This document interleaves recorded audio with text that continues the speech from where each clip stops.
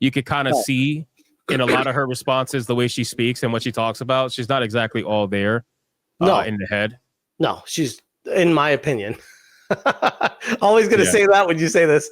In my opinion, I think she's insane based off of everything that I've researched. I mean, look at that. I mean,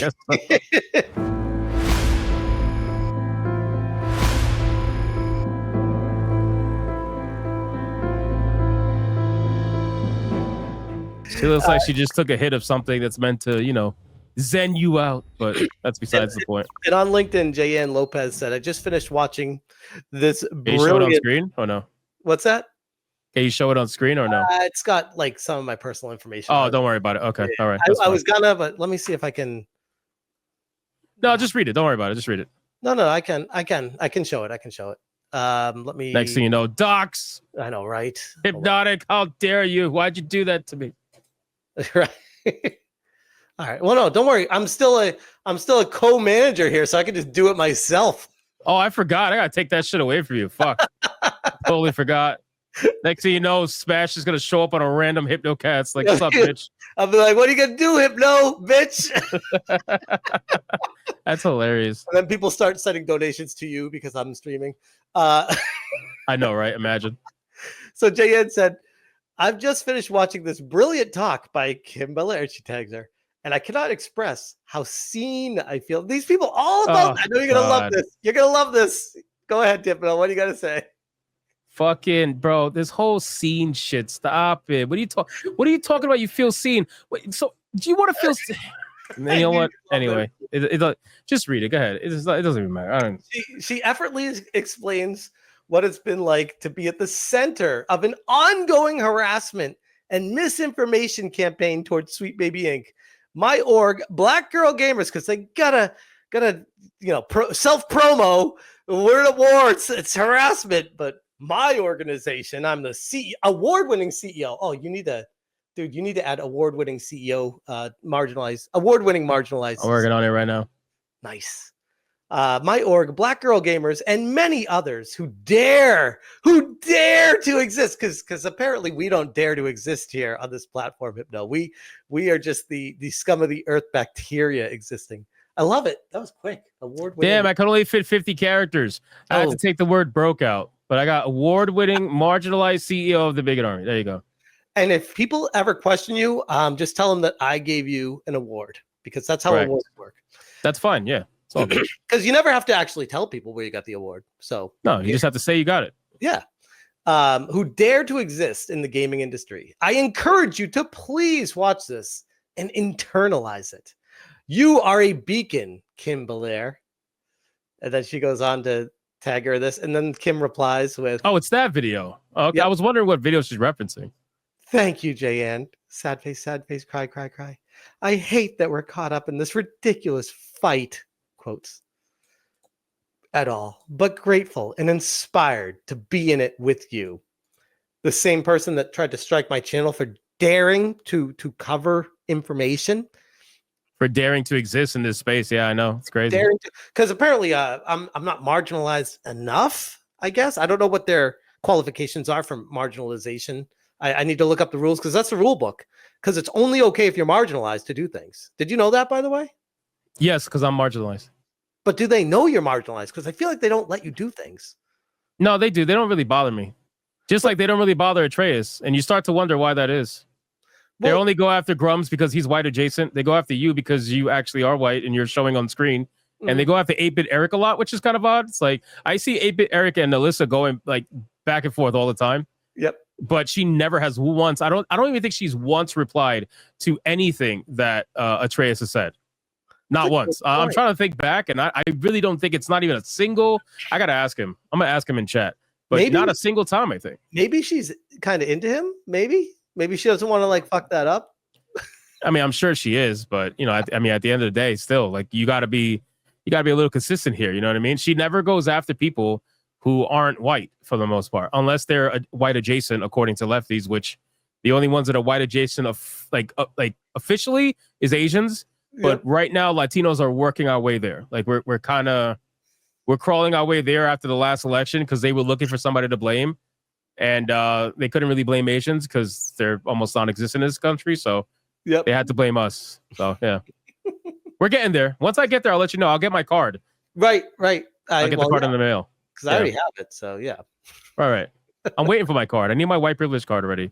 So that's basically the story. I can stop sharing that. But as far as this dude, he went on to talk about how she's not someone that should be running a company, and he raised the same confusing points that everyone has. So like, how does she keep failing upwards? And you see, if you research her on LinkedIn more than what I just showed there, you see all these bigwigs in gaming propping her up and loving her. And it's like they want to like rub the backs of everyone to keep pushing everyone further that's already made that CEO level and above.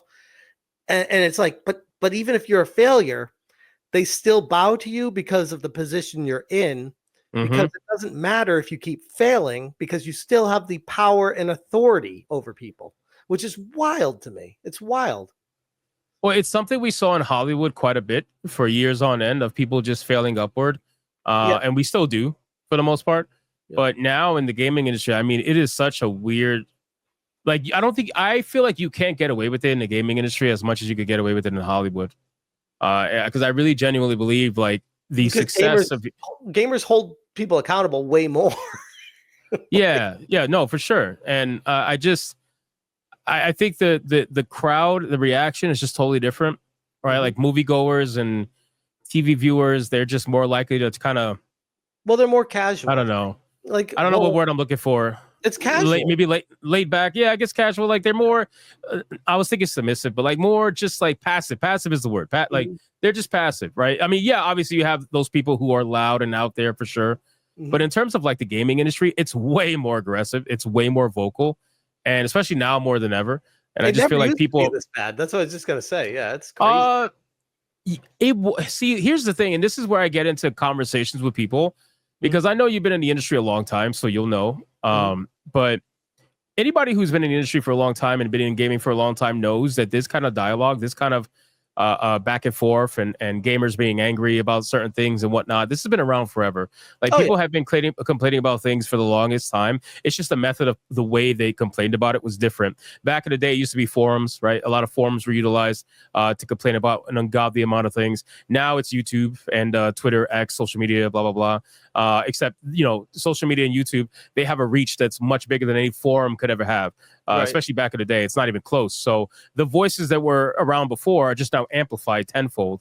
And obviously word gets out there easier, so more people get involved. And yeah, for sure.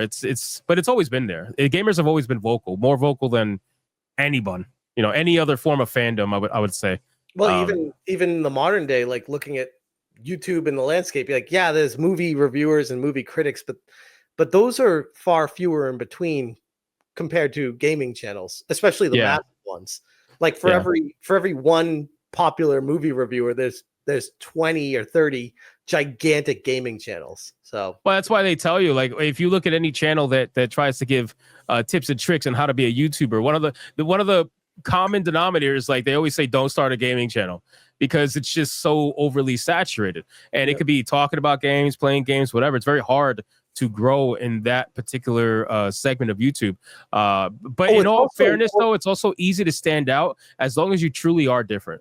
But the problem is most people aren't. I'd agree with that, but also it's also harder because gamers are extremely on point and will keep you in line, and very critical when you step out of line on anything, more than because it's passion. People care. That's what these game companies don't understand, because they look at you as a dollar sign, as a walking wallet. They don't look at you as a gamer that cares about the industry. They're just like, how do we make more money off this person? How do we sell this game to this person, instead of how do we make a great game that people will come to and buy? Exactly. No, you're spot on, dude. I'm telling you. So it's a big difference between the two fandoms, and this is why, like, these kind of people who I really don't believe they've been in the industry for that long. I feel like you can't have, unless you are trying to misrepresent what's happening to you by saying that this has never happened before. It's one of the two. It's either you're lying about it or you've never experienced it. And I believe a lot of them just never have experienced it. They never experienced gamers angry before. And gamers have a reason to be angry more now than ever, you know, for a multitude of different reasons. So, you know, you can only keep getting away with the shit for so long before people start to rise up against that bullshit. 100%. Part of the experience of a qualified CEO in the gaming world is to understand the backlash. And instead of hiding behind, oh, it's a harassment campaign, it's the gamers are holding me accountable. It's not a harassment campaign. It's also, for the last few years, they've been sniffing their own fucking farts. You know what I mean? Like they literally, they're up each other's asses so much to the point where they might as well scissor, because look what's happening on LinkedIn. And potentially have. Yeah, well, they potentially have, true, considering, you know, what we know. But look at their LinkedIn. Their LinkedIn is, those two women are literally scissoring on LinkedIn for everyone to see. And they're like, yes, you're so right. Yes, come here, put your vagina on mine. It will feel better. You know what I mean? Like, it's the most dumbest thing in the fucking world. And now, unfortunately, you know, they don't have that anymore. The last few years, that was Twitter. Twitter was their ability to sniff each other's farts and really make themselves believe that everything is fine. And now that Twitter is no longer what it used to be, and every other platform they're trying to run away to is nowhere near the size that Twitter was, now they feel like, oh my God, there's so much hate in the world. Why? Because people just don't believe your bullshit. People never have. You just didn't know because it was being censored. Yep. Now you know. Now they pretend like this conversation was never happening. People were talking about this for a while.